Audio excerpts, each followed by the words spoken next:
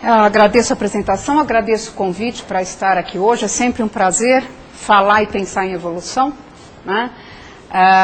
Espero que todos compartilhem. A princípio estão aqui porque também apreciam, né, o tema.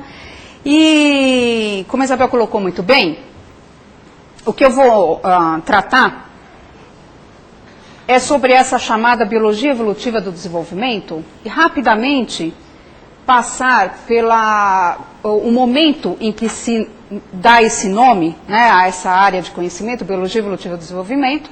Então, o que vem a ser, em que contexto ela se inicializa, e depois eu gostaria de apresentar alguns exemplos que vão ilustrar como certos episódios da história evolutiva dos seres vivos podem ser reinterpretados segundo essas ideias e conceitos que advêm dessa chamada biologia do desenvolvimento. Tá? Eu pediria para apagar a luz. Então, quem que tem o controle dos... Você? Você que está controlando os slides? Então, pode passar. Então, quando a gente observa a natureza, a observação da natureza, ela sempre nos surpreende, né? Por mais que a gente observe, ela sempre nos encanta pela diversidade de formas, né? É uma das, vamos dizer, características mais notáveis e fáceis de você constatar, simplesmente pela observação, né? A observação da existência de formas. E essas formas dos organismos, ou melhor dizendo, essa diversidade de organismos, ela não se apresenta proporcionalmente, né, nos diferentes grupos. Então, você vai ter grupos que apresentam uma diversidade de formas maior, outros grupos em que a diversidade ela não tem essa mesma proporção, etc. Mas é algo sempre que nos chama a atenção, né? O conjunto dos organismos, o conjunto dos seres vivos, vamos dizer, a beleza da infinitude das formas aí. O próximo. Muito bem, essa força criativa da vida, ela se expressa ainda de uma maneira mais notável quando você, além da observação, né, da natureza hoje, você se remete ao passado e olha para o registro fóssil. Aí, então, essa força criativa, você tem ainda uma ideia maior, mais ampla, de como ela se manifesta e como ela se manifestou. Muito bem, você constata o fato, você vê, você observa, né? Então, a nossa tendência é explicá-lo. Então, você procura, a partir dessa observação, você vai, segundo métodos que foram sendo também desenvolvidos aí ao longo do tempo pela humanidade, você vai procurar tentar compreender os fenômenos observáveis. Então, existiram várias tentativas de explicar essa diversidade das formas, né? A diversidade dos seres vivos, e essa diversidade manifesta ao longo do tempo, considerando aí, então, o que o registro fóssil nos traz de informação. Bom, nós não vamos tratar exatamente da evolução aí das ideias para tentar explicar esse processo todo, mas nós vamos... o próprio evento aqui já disse, né? Charles Darwin lança uma ideia que hoje nós chamamos aí no seu conjunto, né, a teoria da evolução biológica, em que se procura a explicação tanto para aquelas formas diversas, extintas, que se encontravam no registro fóssil, como as formas atuais, a sua evolução ao longo do tempo por meio da seleção natural. Muito bem. Posteriormente, essa ideia central, vamos tratá-la assim, né? Essa proposição central, ela vai, a ela serão agregadas informações de outras áreas de conhecimento que vão lapidando e acrescentando informações que nos permitem ter um cenário mais detalhado de como é que ocorre esse processo evolutivo, né? Como os organismos vão se modificando ao longo do tempo, que é o que, em última análise, nós chamamos, então, de evolução biológica. Então, após a ideia que Charles Darwin publica em 1859 sobre a origem das espécies por meio da seleção natural, outras áreas de conhecimento vão trazer informações e, posteriormente, nós temos, além das evidências clássicas do padrão evolutivo, vamos considerar de maneira muito simplificada, que isso fosse o corpo aí da teoria evolutiva. Tá? Então, você tem fatias que vão se agregando e vão complementando esse corpo teórico, né? Vão alimentando, trazendo informações que permitem a reanálise ou novas proposições para explicação da evolução biológica. Então, as evidências clássicas vieram de diversas fontes, só tem algumas aqui nominadas, só para a gente visualizar mais ou menos essa questão. E ela vai, então, sofrer a influência de conceitos advindo de outras áreas de conhecimento, principalmente a genética, que vai lidar com a explicação de como são as bases genéticas daquela variação fundamental que se propõe para o mecanismo da seleção natural. Então, você tem formas variantes que vão se reproduzir diferencialmente, e isso, ao longo do tempo, vai conduzindo à evolução biológica. Muito bem, então, esse primeiro degrau, a variação entre os indivíduos, a genética vem e traz uma explicação muito boa de como é que ela existe e como ela se comporta nas populações ao longo do tempo. É um aspecto central dentro da questão da seleção natural.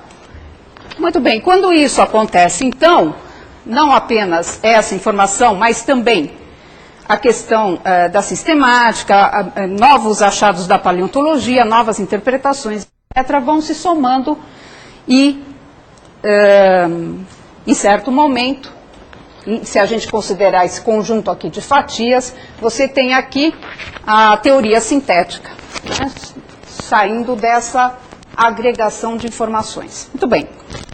A embriologia, que é o que eu quero chamar a atenção aqui, não vou mais mencionar esses outros aspectos, a embriologia, ela foi utilizada como uma evidência de que evolução biológica existe, ou existia ali, né, no momento em que estava se discutindo isso, mas ali, no final do século XIX, início do século XX, a embriologia, ela passa para um campo de experimentação que vai procurar lidar e trazer explicações sobre como que um organismo se desenvolve.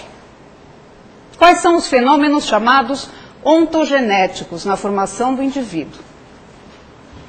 E, experimentalmente, vai se passar muito tempo em que essa experimentação está focada em explicar os processos individuais.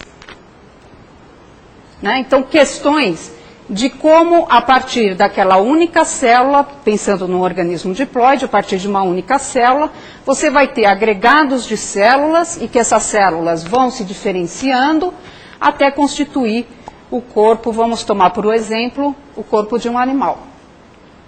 Né? Então, você, a partir de uma única célula, você monta um conjunto que vai trabalhar de maneira coordenada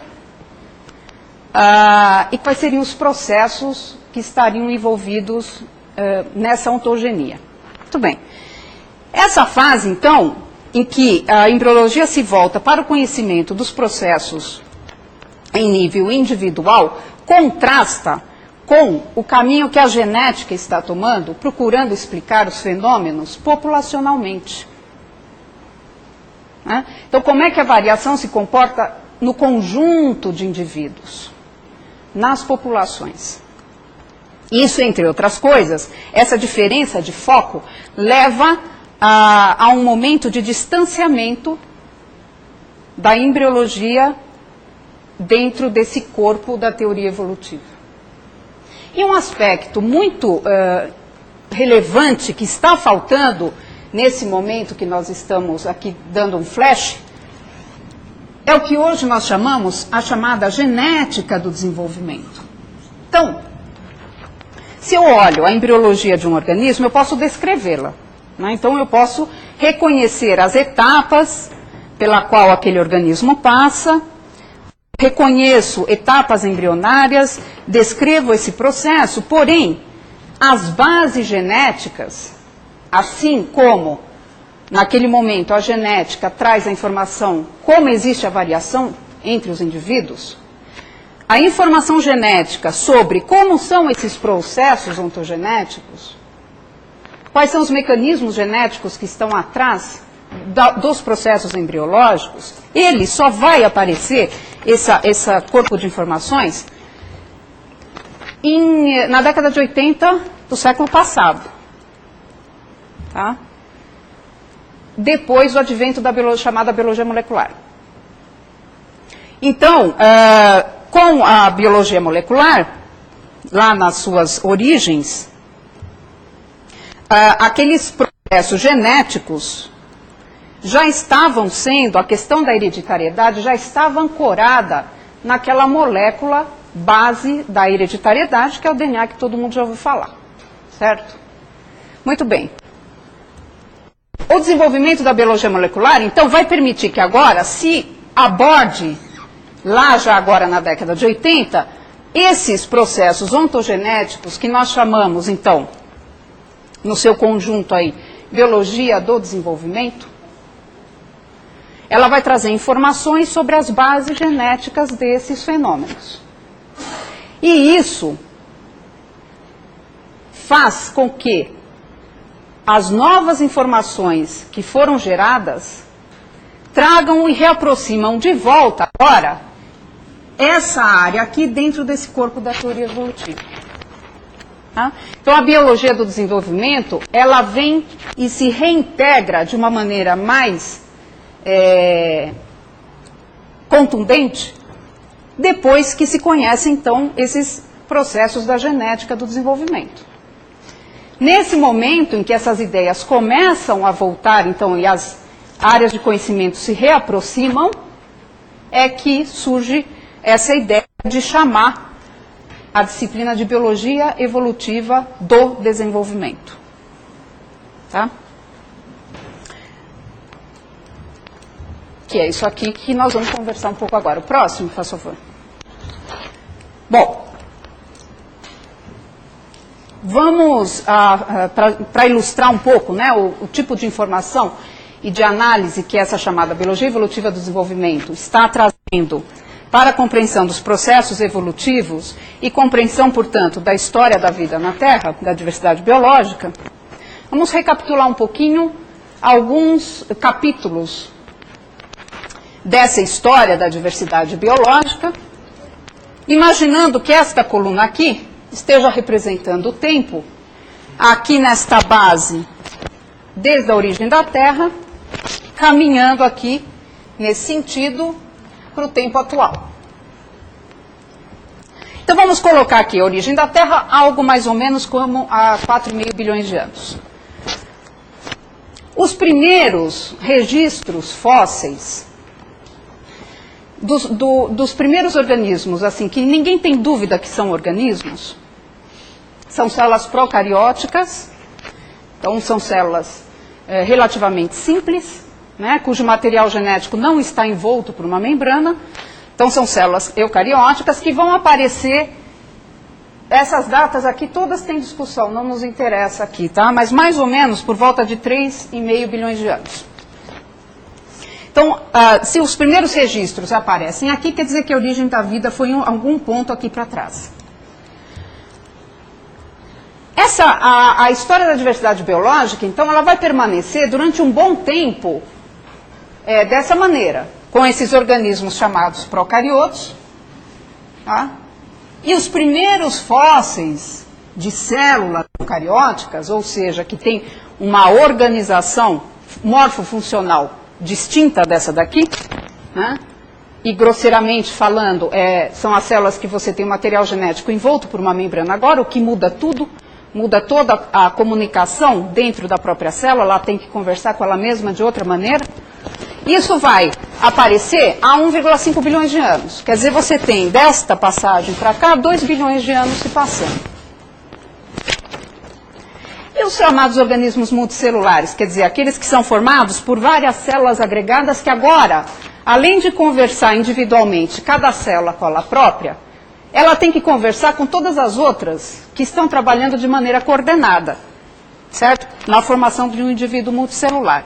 Isso vai, olha, desse momento aqui dos fósseis das células eucarióticas, ali aos organismos multicelulares, os primeiros fósseis, isso daí vai se passar ainda muito tempo, você vai ter os primeiros fósseis considerados multicelulares mais ou menos há 600, 670 milhões de anos atrás.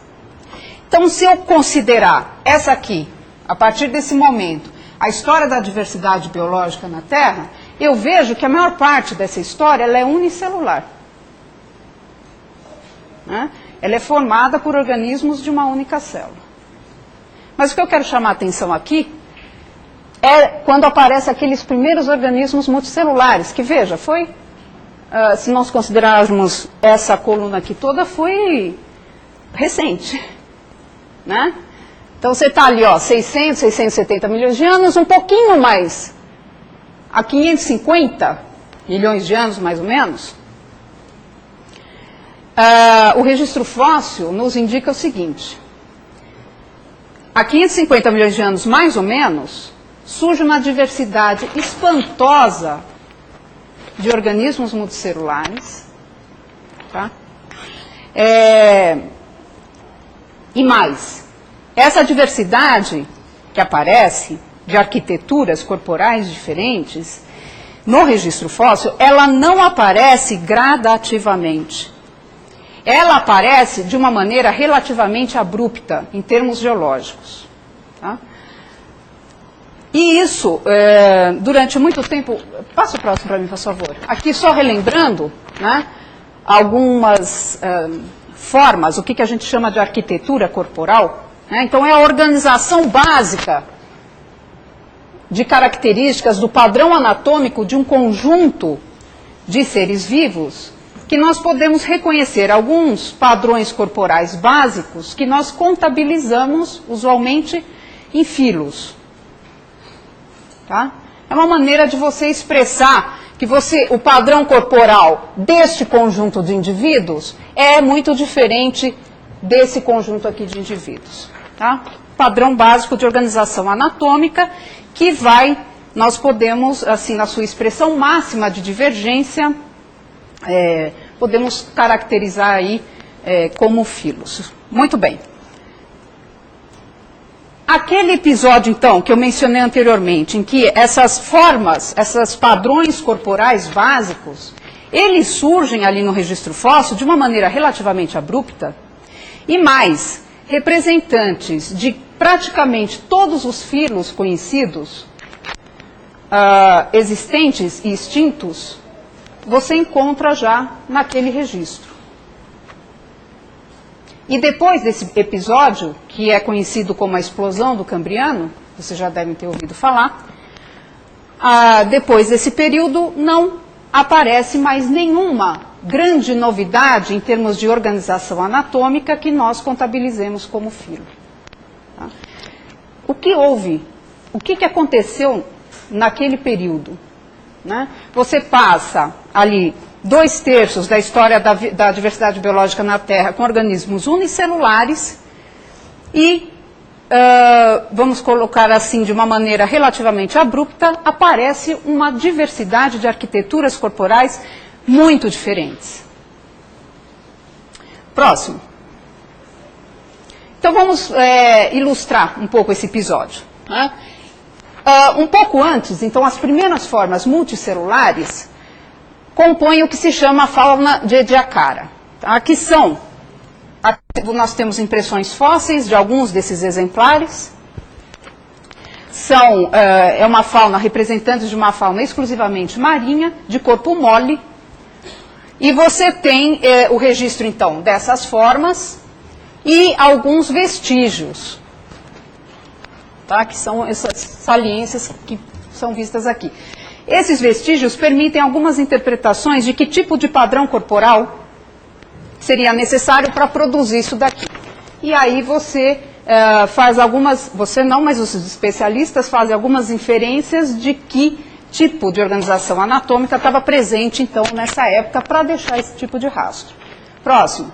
Essa fauna de Ediacara, então, que nós exemplificamos com essa figura anterior, ela permanece por mais ou menos 40 milhões de anos, 30, 35, e aí ela, após esse período, começam a surgir fósseis, agora, de organismos com partes duras, né, com exoesqueleto, em que você tem uma organização corporal agora distinta.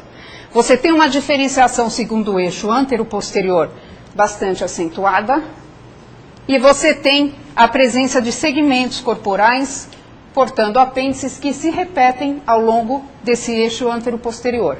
Tá? Então aqui vocês têm a impressão fóssil de um desses organismos e aqui uma reconstituição de como seria. Esse aqui, no caso, uma região anterior já possivelmente com órgãos sensoriais e uma probóscide retrátil que deveria estar relacionada à exploração do substrato e de alimento. Próximo, por favor. Então está aí essa fauna primordial, que começam com aqueles primeiros organismos de corpo mole, uma fauna exclusivamente marinha, em que você tem algumas dessas formas, são questionadas se seriam, enfim, filos extintos, alguns tentam relacionar os filos existentes, algumas dessas colocações não existe consenso na comunidade, mas de qualquer maneira, aqui nós teríamos a fauna de Ediacara, e em seguida, isso aqui está obedecendo uma relação temporal. Então aqui eu tenho as primeiras formas, fauna de Ediacara, e isso depois é sobrepujado por essa diversidade de formas. Olha, vocês veem aqui os trilobitas, aqui já exemplares do que seriam equinodermos e cordados. E aí você tem, neste período, essa chamada explosão do Cambriano. Tá? Essa grande diversidade de formas, de padrões corporais, que aparecem num tempo relativamente curto. Também a discussão de quão curto foi, se é um problema de registro fóssil, se não é, mas de qualquer maneira o que se verifica é que essas arquiteturas corporais aparecem quase que simultaneamente, elas não aparecem de uma maneira gradativa. Tá? Próximo. Bom, quando a genética traz as informações para a explicação dos processos evolutivos em nível das populações, ela traz essas informações e a questão do tempo necessário para a modificação das populações, ele é bastante discutido. Né? Então, durante muito tempo permanece a discussão se aqueles padrões que se encontravam para a explicação do processo evolutivo em termos de populações, variações entre as populações, se eles dariam conta de explicar os chamados processos macroevolutivos, tá? Que seriam, grosseiramente falando, episódios de grandes novidades evolutivas, né? Grandes padrões evolutivos da diversidade biológica. Por exemplo, esse episódio, então, da explosão do Cambriano, a chamada genética de populações, que explica a variação entre os indivíduos se comportando ao longo do tempo e levando à diferenciação, o tempo que o registro fóssil nos mostra acomodaria o tempo necessário para aqueles processos chamados microevolutivos atuarem e resultarem nesse padrão macroevolutivo. Isso daí se discutiu bastante tempo, se discute ainda, mas recentemente ele tem sido rediscutido segundo as informações que a genética do desenvolvimento trouxe sobre a questão da arquitetura corporal. Então, a genética do desenvolvimento, a partir da década de 80, ela vai trazer informações sobre quais são os genes e como eles atuam na formação de um indivíduo multicelular. Então, a partir daquela única célula que vai se dividir, como que aquele aglomerado de células vai se organizar? Quem dá as informações da arquitetura daquele conjunto de células para que futuramente um grupo se diferencie numa cabeça, um outro grupo se diferencie no braço e assim por diante. Então, o conhecimento de genes que atuam nessa montagem da arquitetura corporal é o que a genética do desenvolvimento vem exatamente trabalhando. Tá? E, em conhecendo agora um pouco mais sobre esses genes, como que um episódio como aquele poderia ser interpretado? Bom, a história da genética do desenvolvimento, então, ela começa, basicamente, com o estudo das chamadas mutações homeóticas. O que são essas mutações homeóticas? Aqui, nós temos um exemplo. Depois eu me refiro a essa outra figura. Isso aqui, olha, é um indivíduo adulto de Drosophila. Ah, não, eu prefiro o meu andar. Obrigada. Está aqui, de Drosophila melanogaster, né? E um díptero. Portanto, ele tem ali o seu par de asas. Né? O seu segundo par de asas está modificado numa estrutura relacionada ao equilíbrio do voo, que é o chamado haltério. Muito bem. Este indivíduo é portador de uma chamada mutação homeótica. Tá? Então, ele não é mais um díptero aqui. Ele não tem mais duas asas. Ele tem 4. Né? Então, o que se nota é que esse segmento do tórax, ele está repetido. Então, no segmento que deveria estar o par de halteres ou balancins, como eu aprendi, ele não tem mais essa estrutura. Ele está modificado e ele fez uma cópia do segmento anterior. Isso daí, portanto, causou uma grande alteração na formação do padrão corporal desse indivíduo aqui. Tá? E ele é portador de uma mutação. Tem um gene alterado. E com esse um gene alterado, ele sai desta condição para esta condição. Tá? Aqui um outro exemplo de mutação homeótica, em que você tem o par de antenas, ele está modificado, e aqui você tem um par de pernas. Tá? Também esse indivíduo tem um gene alterado. A existência de mutantes desse tipo já era conhecida há muito, tá? Porque a importância de indivíduos como esse é a seguinte, tá? Você tem grandes alterações nessa organização aí do corpo do indivíduo, mas isso aqui é viável? Ele vive? Vive. Vive e se reproduz.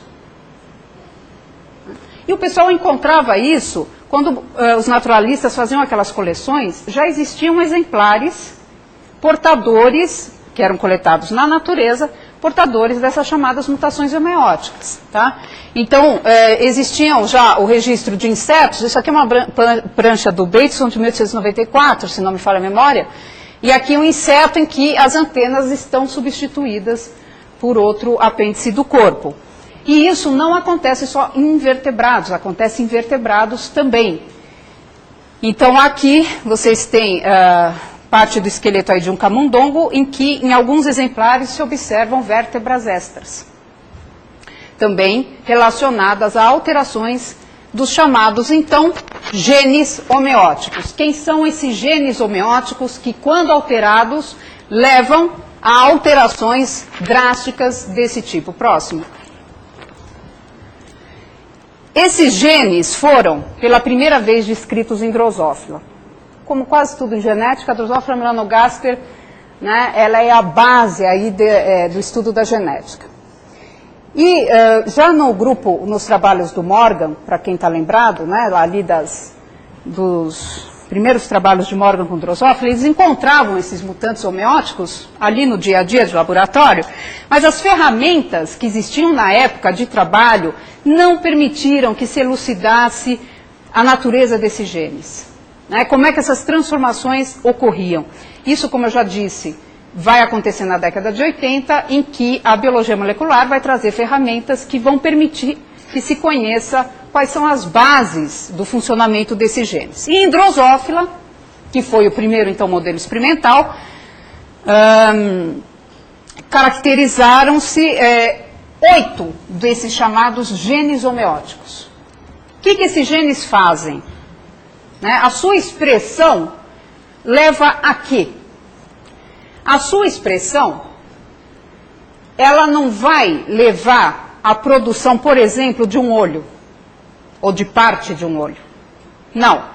Esses genes homeóticos vão trabalhar dando um endereçamento para as células. O que é esse endereçamento? Isso daqui, olha, está representando, são cortes longitudinais feitos em embriões da drosófila. Tá? Que é o momento que esses genes vão atuar, porque ele tem que dar um endereçamento durante o processo ontogenético, durante o processo de formação do indivíduo. E como é que eles atuam? E aí tem 2 características desses genes que não são muito bem compreendidas por que é assim, mas é. Uma delas é a chamada colinearidade espacial. Ele se dispõe em um cromossomo, aqui é um pedaço de um cromossomo aí da drosófila, e esse organismo então tem 8 desses genes, que é o que está representado pelos retângulos coloridos. Essa colinearidade espacial é a seguinte: a sequência que eles se encontram ao longo do cromossomo obedece à sequência da região do corpo onde eles atuam. Então esse primeiro, aqui meio alaranjado, ele vai atuar no endereçamento das células exatamente da região anterior. O amarelo da região posterior e assim por diante. Tá? O azul e o verde. Além dessa colinearidade espacial, da sua disposição no cromossomo obedecer o eixo em que ele vai atuar aqui no organismo, ele tem também a chamada colinearidade temporal. Este funciona antes desse, que funciona antes desse, assim por diante. Tá?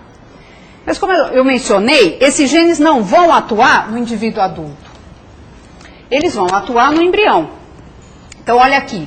Esse esquema está mostrando onde esse gene está dando endereçamento para essas células. Esse, onde é que ele está atuando, e assim por diante. Tá?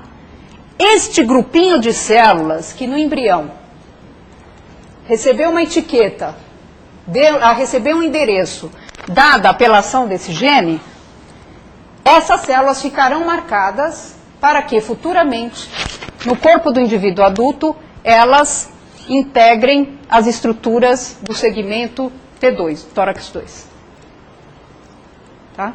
Então veja, se um desses segmentos, o segmento T2, ele porta o par de asas, o T3, o par de balancins. Se o endereçamento para essa célula for dado errado, tá? Se esse segmento T3 receber uma informação errada, que ele não é T3, ele é T2, ele vai formar outro par de asa. E aí, forma-se aquele indivíduo que nós vimos anteriormente, portador de uma mutação homeótica. Tá? Então, veja, é importante a gente perceber que esses genes não são eles que vão efetivamente construir a perna e a asa. Não. Eles vão dar o endereço para que naquela região, futuramente, outros genes trabalhem para a formação da asa e do par de pernas. E de como é que eles fazem isso? Eles produzem uma proteína e essa proteína ela vai se ligar em regiões específicas do DNA. E ela vai acionar ou desligar outros genes, que por sua vez vão produzir proteínas que vão ligar e desligar outras regiões do DNA, até chegar no processo final, que é a construção efetivamente aí da perna e da asa. É o próximo. Então está aqui, de novo, essa figura representando, né, a questão da colinearidade. E aí, quando o pessoal achou isso em drosófila, a pergunta foi a seguinte: isso é um fenômeno particular da drosófila ou será que outros organismos também têm genes dessa categoria? Então, seguiu-se a esse período a procura desses genes em diversos organismos, animais. Eu estou me restringindo aqui à discussão dos animais. Né? Muito bem. E em todos os organismos que eles foram procurados, o pessoal encontrou esses chamados genes homeóticos, que atuavam de uma maneira similar àquela da drosófila. E mais, aqui, olha, é o conjunto de genes homeóticos do camundongo. De novo, você tem a questão das cores aqui, só que eles têm não apenas um conjunto em um cromossomo, mas eles têm 4 conjuntos desses genes, totalizando aí 38 genes, que vão organizar o corpo de como é que vai ser isso durante a ontogenia. Tá? Só que aí você olha os conjuntos e o que chamou a atenção? A cor aqui, ela não está mostrando, não é só para ficar bonitinho, não. Está mostrando o seguinte, esse gene aqui, que são todos do camundongo, eles são todos, têm a sequência muito parecida entre si. Tá? Mesma coisa aqui. O que indica que houveram 4 ciclos aqui de duplicação, possivelmente, desse conjunto. Mas, a relação de cores com o da drosófila também é verdadeira. Então, este gene tem a sequência tão parecida com esse aqui da drosófila, que ela é mais parecida do que com o seu vizinho, que é do próprio organismo. Então, veja, se eu pegar um desses genes e por manipulação genética eu trocar com esse, isso aqui vai funcionar igual. De tão parecido que são esses genes, reguladores chamados, né? Esses genes homeóticos, que vão trabalhar nessa organização. Então, esses aqui que trabalham na região anterior para a organização do corpo da drosófila são os mesmos em sequência dos que vão atuar na formação do corpo do camundongo e assim por diante. As cores estão indicando isso. Tá? Próximo. Muito bem. Então, como eu disse, isso daí foi, o pessoal procurou em diversos organismos, com padrões, arquiteturas corporais bem diferentes, que eu já me referi a isso como filo, né, no seu grau máximo aí de expressão. E aí você tem aqui, olha, o conjunto de drosófila, que nós já discutimos, atuando aqui no embrião. E aí você tem outros representantes que estão nessa figura. Então você tem aqui um anelídeo, um plateuminte, um quinidária, aqui a drosófila, o anfioxo e o camundongo. O que vocês acham que as cores aí estão dizendo? A mesma coisa. Tá? Então, se eu pegar esse primeiro de drosófila, ele tem tudo a ver com esse do anfioxo, que tem tudo a ver com esse do camundongo, e todos eles estão organizados dessa maneira. Tá? A mesma coisa aqui no anelídeo. E aí, o pessoal começou a colecionar informações desse tipo, né? E que, portanto, esses genes estavam atrás dessa organização do corpo dos animais. E aí, por uma análise de comparação dos genes que estão presentes no grupo e no outro, você consegue até mesmo fazer suposições dos genes que estariam presentes nos ancestrais, aí nas formas ancestrais, antes dessas divergências que estão representadas aqui, apontadas pelas setas. Tá? Então você consegue, não sei se dá para ver daí, mas você tem uns quadradinhos aqui que tem 2 cores, onde é a suposição de que a partir de um desses genes homeóticos, ali ao longo da evolução, você teve a separação em 2 desses genes, e isso foi levando à organização de diferentes padrões corporais. Né? Uma coisa que se percebe também é a seguinte: à medida que você, vamos aí pôr muito entre aspas, porque tem muita discussão sobre isso, mas enfim, à medida que você aumenta a complexidade dessa arquitetura, você tem um aumento brutal no número desses genes. Tá? Então, você tem ali o camundongo com 4 desses conjuntos. Se você vier caminhando para cá, você vai ver que há um decréscimo no número desses genes. Tá? O próximo. Bom, o que se imagina então? Que naquele momento, quando aparece o registro daqueles distintos padrões corporais, é um momento da história da diversidade biológica que esse sistema genético de organização do corpo aparece. Volta um pouquinho o outro slide.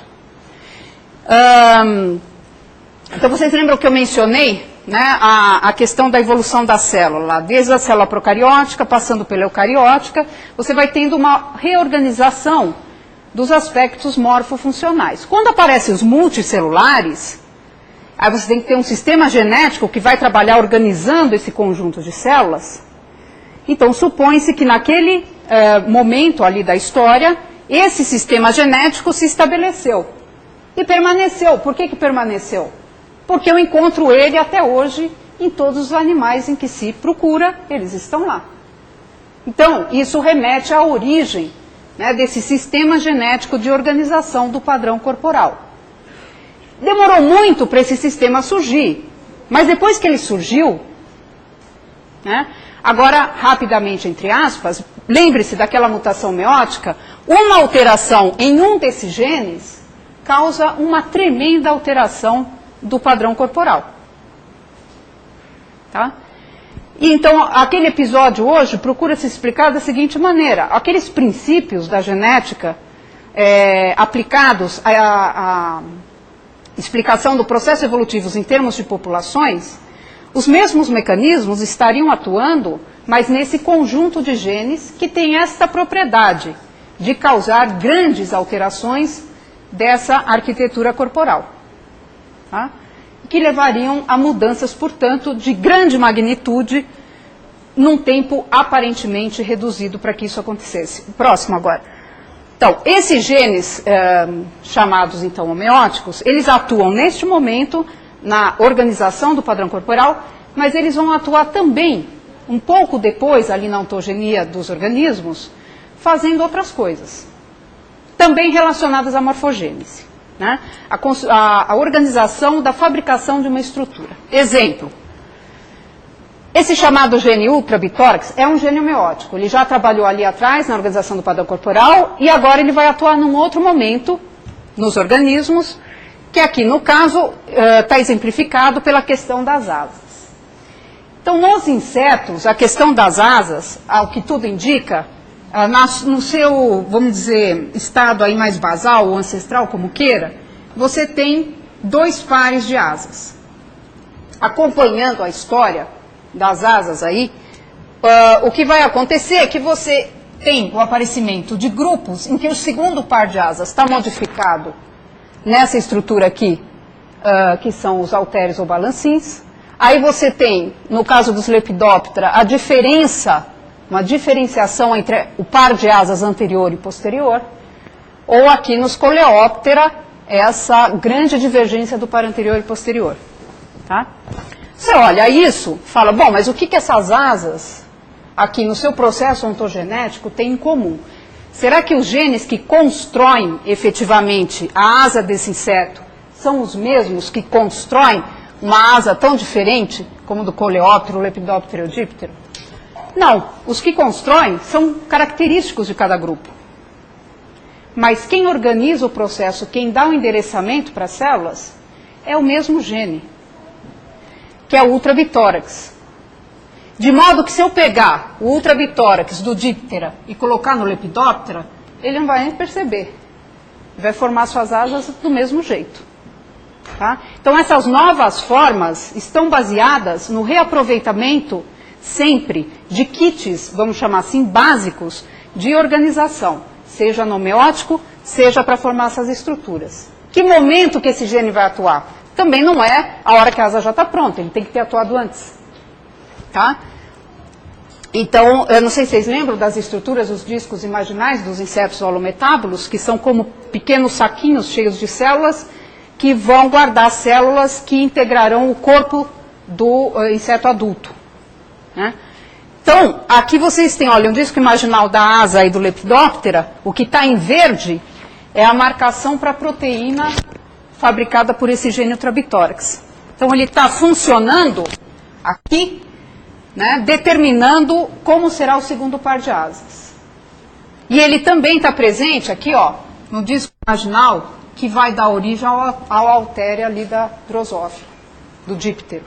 Tá? E ele não atua no disco imaginal do par de asas anterior. Ele é inibido. Próximo.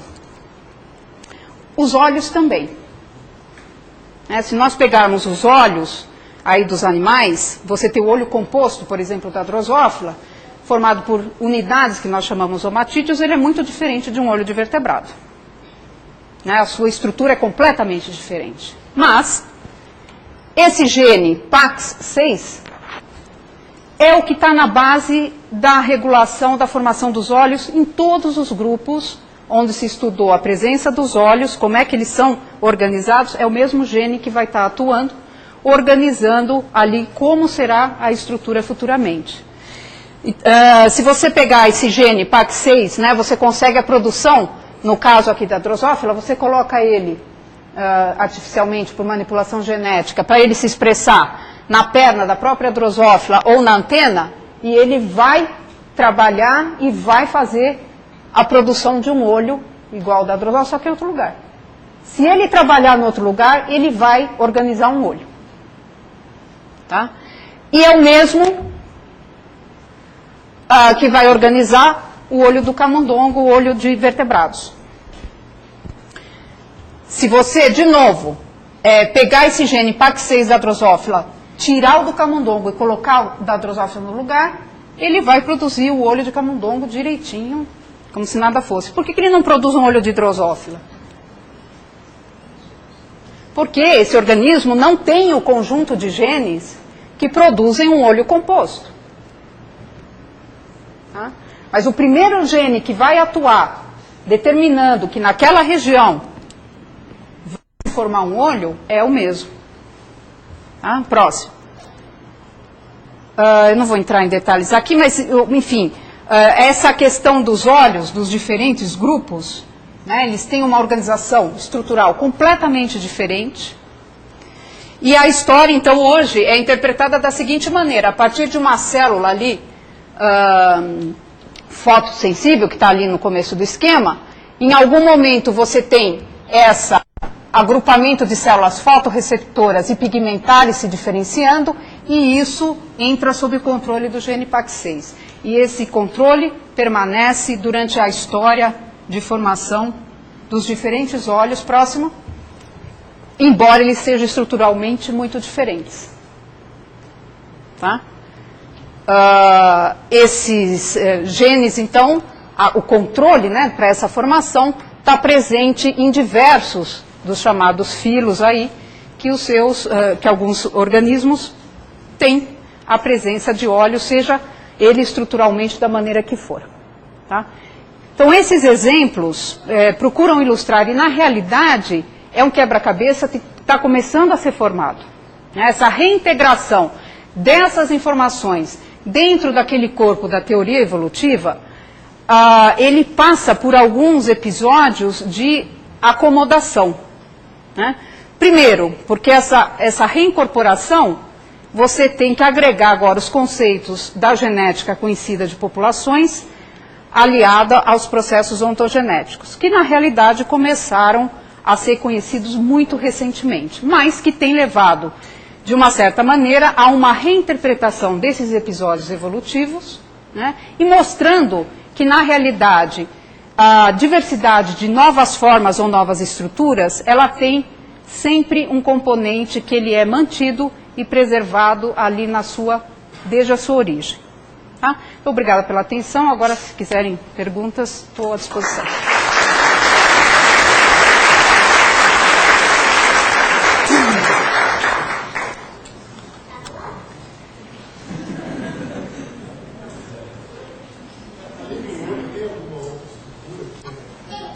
Perdão?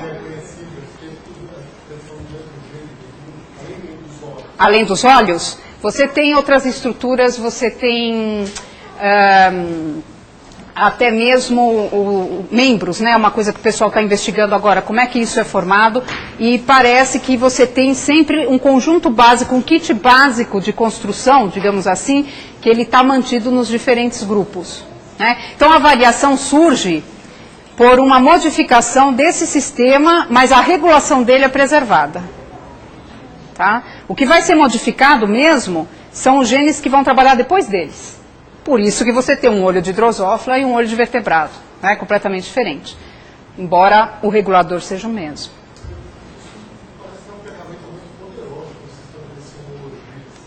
Então, quando apareceram esses primeiros dados sobre a questão dos olhos e das asas, tá? Porque da asa de vertebrado também houve toda uma discussão, se rediscutiu a questão da homologia e da analogia, como se chamava, né?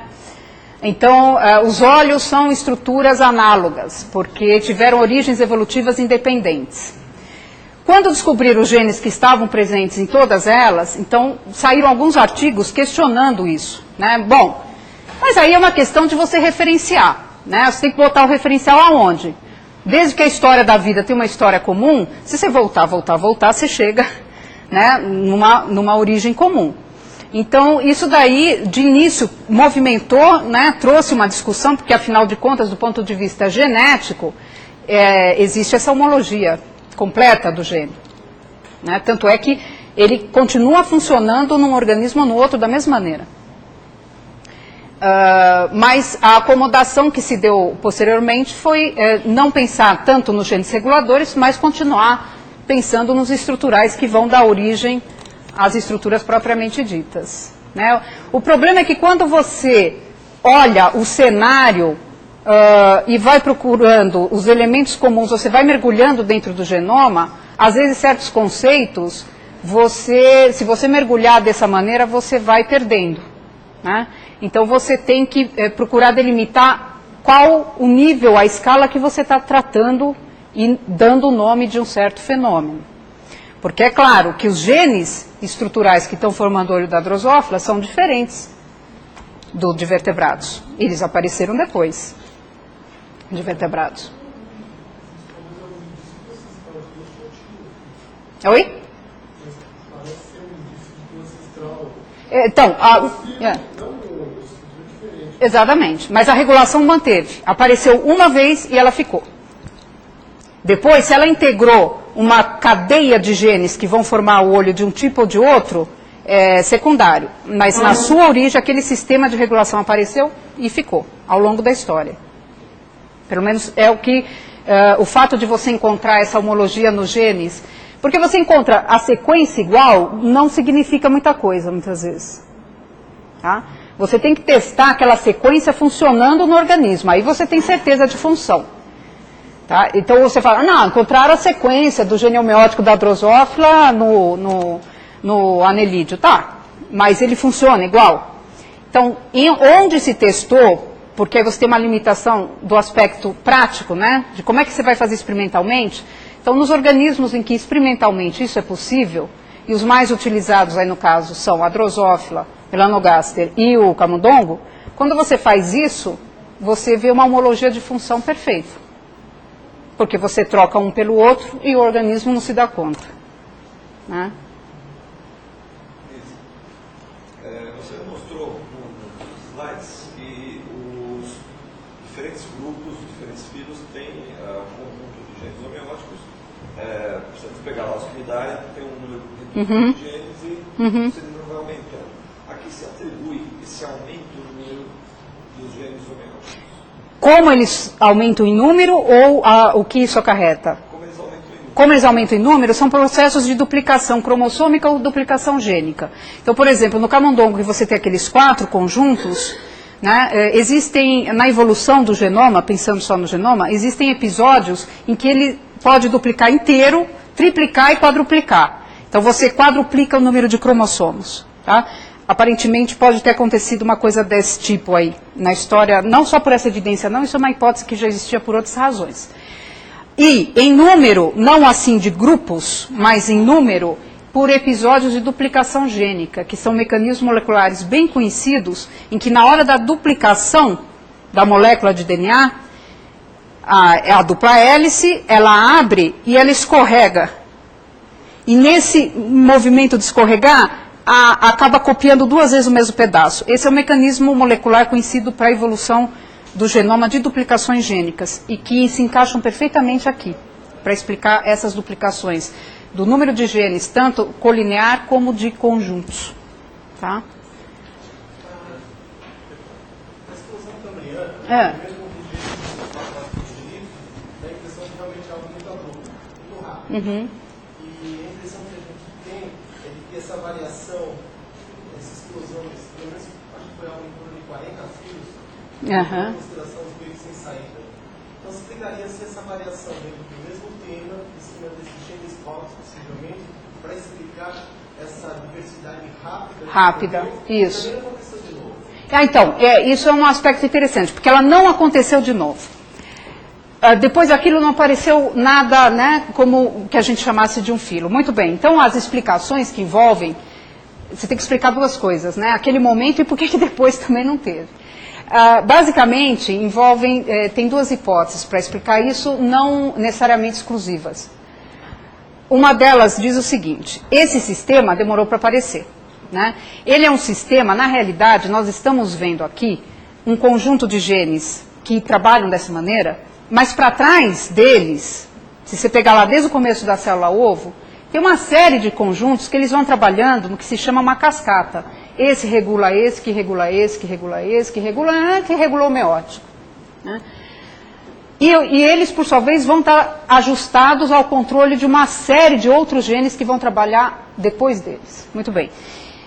Uma das hipóteses é o seguinte: olha, o genoma ficou tão complexo, né, essa cadeia de interação, de regulação do genoma atingiu um grau de complexidade que qualquer grande mudança levaria a um produto inviável.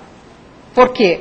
Se eu fizer uma interferência de grande magnitude, de grande efeito nessa cadeia tão integrada, isso desajustaria e não seria viável. Bom, mas foi viável durante muito tempo, você foi aumentando essa complexidade do genoma, tá? Ela não parece ter se esgotado.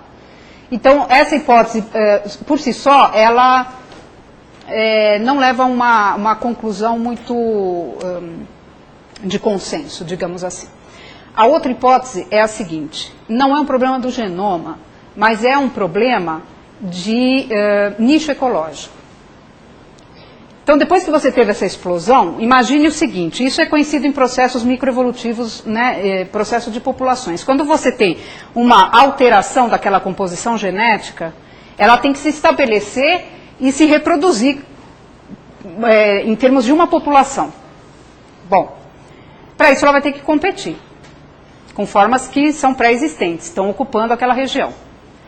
Naquele momento, havia uma liberdade, digamos assim, de nichos que nunca mais se repetiu ao longo da história. Bom, mas não tiveram os grandes episódios de extinção? Tiveram.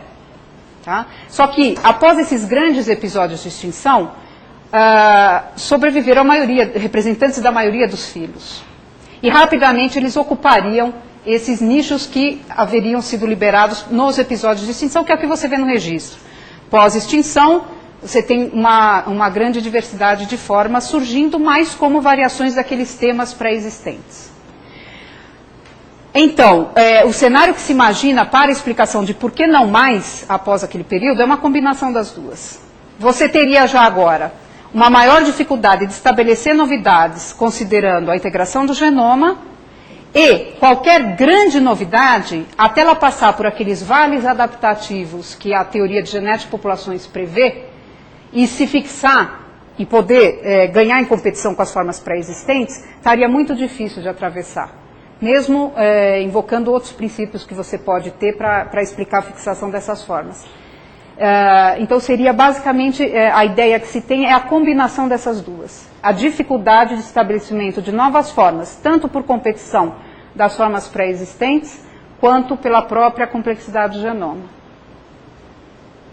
E aparentemente, quando surgem os eucariotas no final do Proterozoico, do Arqueozoico, início do Proterozoico, ocorre uma grande glaciação global. Isso. E quando surgem os primeiros metazoários, também, exatamente. É o que o pessoal chama, a tradução que o pessoal usa é a terra-bola de neve.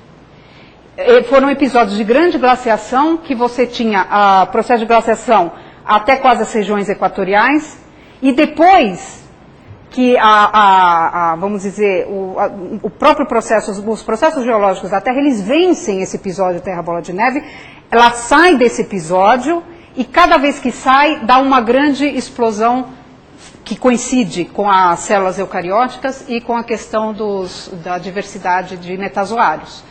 É a verdade. Agora, se isso é de fato uma correlação, né, você tem a datação, você tem a coincidência dos episódios. Agora, se é ou não de fato uma correlação que após a saída desse episódio terra-bola de neve, você tem explosões de diversidade, existem algumas hipóteses bastante razoáveis. que vão lidar com o aprisionamento de certas substâncias que aconteceram durante esses episódios e que dificultariam a proliferação, enfim, da vida como um todo, vamos dizer assim, dos organismos, né? E que ao sair desses episódios, então, essas condições estariam ali sobrando.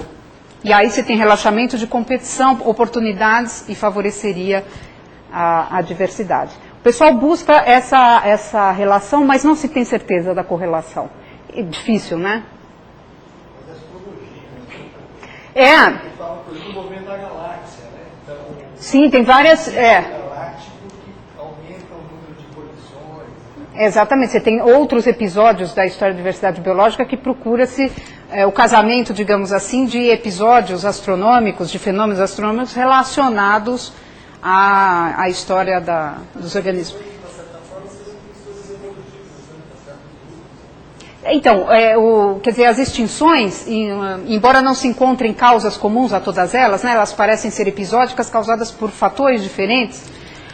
O fato é que após cada uma delas, você tem a diversificação de grupos, e é uma história, né? Quer dizer que se você voltasse o filme, se você não repetisse passo a passo, você não chegaria no mesmo produto, né? Então, por esses episódios, a história caminhou para um lado ou para o outro. Isso é um processo histórico, não há como modificar e saber o que vai acontecer, né?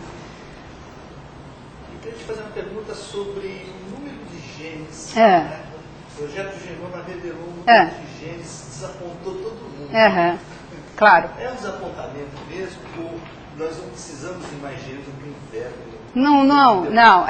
Quer dizer, o que se pensa é o seguinte: se você mantém, e isso existe ainda, a ideia de que você tem um gene e uma função, é pouco, né?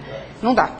Mas, cada vez mais, você vê o próprio exemplo que eu usei. O gene homeótico, ele vai trabalhar na organização do padrão corporal, só que a natureza ela é parcimoniosa. Ela vai usar aquele mesmo gene e ele vai trabalhar depois na determinação, por exemplo, da estrutura da asa, né? Então, você tem, qual é o conceito de gene? Ele nunca foi tão etéreo como hoje, porque você não tem essa relação, e o mesmo gene, você pode ter modificações naquele, vamos pegar um segmento da molécula de DNA, ele pode ser lido de maneira diferente, produzindo coisas diferentes, ou ele pode ser produzido da mesma maneira, e isso quando é processado, né, fez o RNA vai ser processado, ele pode ser processado de maneiras diversíssimas. Então, a partir de um gene, você determina diversas proteínas diferentes, que vão atuar em coisas diferentes. Então, o que se percebe é que existe um reaproveitamento, sim, quanto mais você mergulha aí dentro da história do genoma, mais você vê que tem um reaproveitamento de alguns sistemas básicos e que os genes, eles, na realidade, vão atuar em várias características, e o mecanismo molecular disso está sendo conhecido recentemente, né? Que pode ser, isso que eu mencionei, essa leitura diferencial, ou o processamento dessa informação posteriormente até a produção da proteína. Não sei se é sobre aquela loteria que fizeram de Oak Ridge, que eram os farpas da Apple. E aí eles apostaram, sabiam que ia sair o resultado do número de genes, né? E fizeram uma loteria. Quem acertasse com 5% de aproximação levava a bolada. Os palpites variavam entre 100 mil e 500 mil, deu 30 mil de número. É que eu imagino, né? Essa aí, olha, quem apostasse nos 30 ganhava. Houve vários desapontamentos desse tipo. O número de cromossomos foi assim também. Nosso número de cromossomos não é nada especial. Não. Muito mais, muito menos. Depois, com a quantidade bruta de DNA, também fizeram, né? Porque acharam que fosse ser diferente. Exatamente. A piramboia, por exemplo, tem 100 vezes mais DNA que a gente. Pois é. Para que precisa tanto DNA para viver num buraco de lama? Tem, pois é. E a verdade é essa, por exemplo, agora recentemente que o pessoal está vendo, a gente tem sempre essa ideia, né? Você tem o genoma, vamos pegar um eucarioto, você tem aquele material genético que faz aqueles fios enovelados dentro daquele envoltório de membrana, né? Então, aqueles fios enovelados parecem assim, né? Dobrou tudo, jogou lá dentro, passou uma membrana em volta, está empacotado. Então, cada vez mais se vê que esse empacotamento ele não é assim. Cada região do fio ela está ligada numa região da membrana específica, porque é nessa hora que os genes estão trabalhando, não é na hora que ele está na forma de cromossomo. É a hora que os genes não estão trabalhando, quando eles estão visualmente numa forma de cromossomo. Então isso é outra coisa que ninguém imaginava, que a posição do gene dentro ali da molécula de DNA muda a sua função também. Ele é regulado de outra maneira. Então hoje já se reconhecem vários pontos âncora que as alças de DNA estão ali ancoradas e elas estão sendo reguladas por esses pontos. Né? Então, o que eu acho, ou melhor, o que se percebe, né, hoje, como é que se conhece o genoma? Você está ainda muito ligado às partes. Você não tem a percepção do funcionamento dele como um todo, que pode ser muito mais que a soma das partes, que certamente é muito mais que a soma das partes. Então, você procura fazer essas extrapolações pensando nas unidades. Você vai, pô, então o organismo ele deve ter lá 100 mil genes, porque cada unidade faz isso. Não. Mas quando você monta isso num conjunto, o sistema adquire outras propriedades, né, que não estão contabilizadas nessas expectativas que se fazem. Pois não. A senhora teria a possibilidade da produção desse conhecimento, que serve agora não, mas no futuro próximo, né, no uso de alguma ferramenta de medicina? Medicina? Esse conhecimento desses genes? No momento, eu não sei de nenhuma aplicação assim imediata. O que se poderia pensar é que, claro, à medida que você conhece como uma estrutura é feita, em teoria, você poderia, em certo momento, a partir desse conhecimento de como é que ela funciona, você até poderia tentar produzir essas partes. Mas isso seria ficção no momento. Né? Você não tem ainda nenhum cenário capaz de ter uma aplicação assim imediata para a medicina. Já que você está falando em ficção, isso da minha reputação, diz que a explosão cambriana ocupa vários filhos, como tem hoje. Você pensa em formas, você consegue imaginar alguma forma que não tenha sido explorada? Porque muitos nutricionistas não aparecem outras. Desculpa. Outras variantes de forma. Certo. Você consegue imaginar alguma forma não explorada pela natureza? Quer dizer, além de patas articuladas, como todas as formas que tem, exoesqueleto, etc., radiado. Sei. Você consegue imaginar outras? E eu diria que a nossa imaginação, na realidade, ela é bastante limitada, porque ela sempre se baseia na sua observação. Né? A prova maior disso são os filmes de ficção, que são de uma monotonia fenomenal. Porque ele pode ter 3 olhos, 5 olhos, mas tem olho. Né? Ele pode ter 3 dedos, 1 dedo, nenhum dedo, mas você pensa numa configuração de algo conhecido. Isso é uma limitação da nossa capacidade.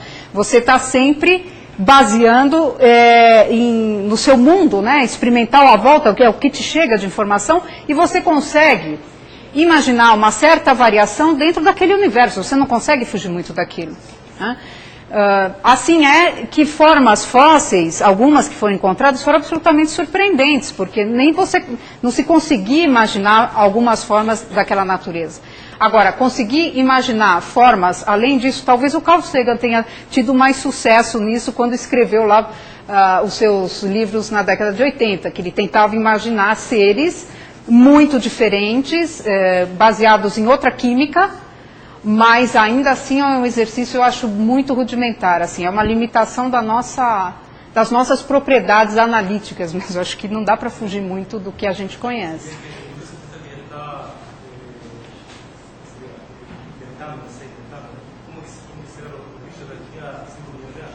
Isso não faz o menor sentido do ponto de vista da teoria evolutiva, né? E por mais que nós tentássemos usar a nossa imaginação, dificilmente nós ganharíamos qualquer aposta nesse sentido.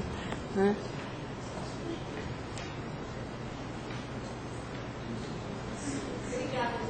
Eu que agradeço.